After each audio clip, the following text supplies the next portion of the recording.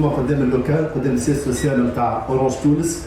اورانج حابت تلم المستعملين الحرفاء نتاعها كيما تلم لي سالاري نتاعها كيما تلمنا نحن لي جورناليست في دارها في جو عائلي. هاك علاش الديكور هذا حتى على دبتكم. مرحبا بكم وشكرا زاده للتفاعل نتاعكم مع المبادره نتاع اورانج اللي حابت تقسم التجربه هذه وتشارككم وتكونوا انتم حاضرين في التجربه هذه اللي باش نحكيو فيه وباش نحكيو عليه بعد.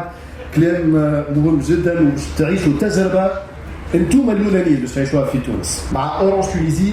باش تعيشوا تجربه اولى اول مره في تونس باش تلقاو ان ريزو 4 جي من الاول للاخر، من ان ريزو انستالي لهنا، ان ريزو 4 جي بالبوتو كل شيء كما يخدم اي ريزو لبرا حتى السمارت فون اللي باش تستيو عليه لا 4 جي. دونك مرحبا بكم الناس الكل. نحبكم من بعد وقت تخرجوا تقولوا عشنا تجربه حلوه ياسر. وقت تمشيوا لولاد حومتكم لدياركم لي فامي نتاعكم تقول لهم جربنا الكاتجي قبل ما تجربوها انتم. على كل السؤال اللي يطرح نفسه اليوم شنو هي الكاتجي؟ خاطر التروجي جربناها 5 سنين ونحن نعيشوا بالتروجي مع اورانج تونيزي. شنو هي الكاتجي؟ تابعوا معنا.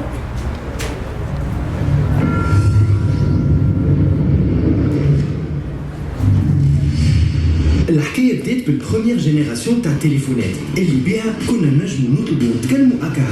وفي لي ساني 90 جات لا 2 جي اللي زادت على المكالمات لا بوسيبيليتي باش نبعثوا دي اس ام اس. بعد تعدينا ل 3 جي واللي خلات انترنت تولي موبيل. ولينا بان سامبل سمارت فون نجموا نبعثوا دي ميل، نعملوا طلع على الاكtualité، نتابعوا لي ريزو سوسيو ونتفرجوا في الفيديوهات. وتوا جاتنا ال 4 جي اللي باش تخلينا نتمتعوا بكونيكسيون انترنت موبيل اسرع. ال 4 جي باش تخلينا نوصلوا للفيتيس théorique maximale de téléchargement de 150 mégas par seconde. معناها 10 مرات la vitesse de la 3G. Le 4G تخلي زاد le temps de réaction نتاع الريزو أسرع. كيفاش؟ avec un temps de latence أخف و connexion plus stable حتى في البلايص اللي التغطيات فيها ناقصة. خلينا نشوفوا كيفاش تخدم ال 4G. l'architecture نتاع الريزو 4G est plus intelligente et plus efficace. كيفاش تتمتع بال 4G؟ يلزمك سيم 4G من أقرب بوتيك أورانج ويبدا عندك un téléphone compatible 4G وتبدا في منطقة فيها التغطية بال 4G. بال 4G تاع اورانج تونيزي تمتع باسرع كونيكسيون انترنت موبيل. اليوم عملنا ان تيست جروندر ناتور 4G مع لي 100 gagnants de notre jeu فيسبوك اللي عملناه في شهر سبتمبر. الهدف من التيست هذايا هو باش اون في فيفر معناها ال 100 كليون اللي هما ربحوا في التيراج او سور اون اكسبيريونس 4G اون افون بروميير. دونك يشوفوا مثلا دي سمارت فون 4G، يشوفوا دي كلي 4G، يشوفوا دي فلاي بوكس 4G. والهدف باش نوريوهم لا ديفيرونس معناها ديكسبيريونس كليون من بين معناها لا 3G الى 4G.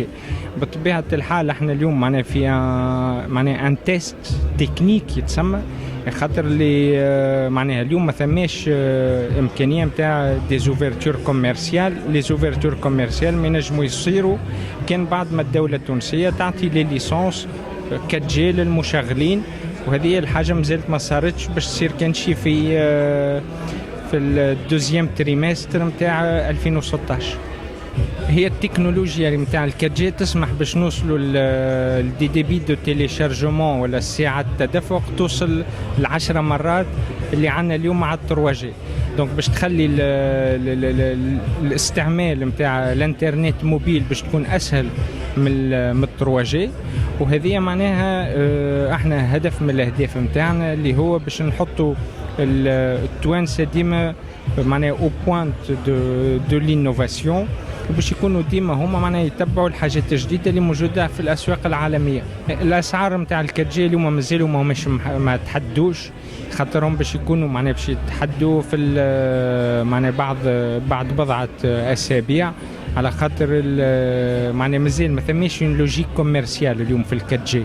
اليوم اوني فريمون في دي تيست تكنيك، ما نجموا نحكيو على اون لوجيك كوميرسيال الا يكون ثم اتريبيسيون دي ليسونس من طرف الدوله التونسيه. الاسعار باش نقول بين وبين باش يكونوا في المستويات نتاع 5 دينارات الجيجا وكتي.